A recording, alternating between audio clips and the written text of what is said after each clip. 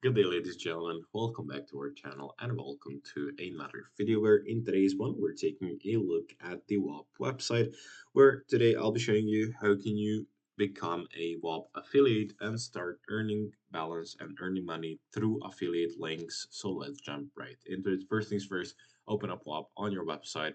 Make sure to log in with your profile as well. And then navigate onto the bottom left corner where you'll see this little ticket that says affiliates. Now, to start Web affiliate training and to become a affiliate, you will click on the Start Web affiliate training in the right side and then click on Join. So copy link and get paid. It's so simple and useful as that. So now it connects. It's finished. And there you go.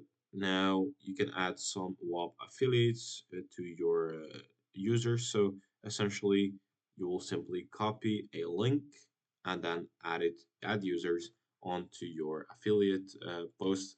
For every affiliate um, that you get, you'll be earning a certain balance, which you can always manage down here in the affiliate center, as well as your finances down here. So that's it for today. Thank you for watching this video. If you found it helpful, leave it a like, subscribe, and I'll see you guys in the next one.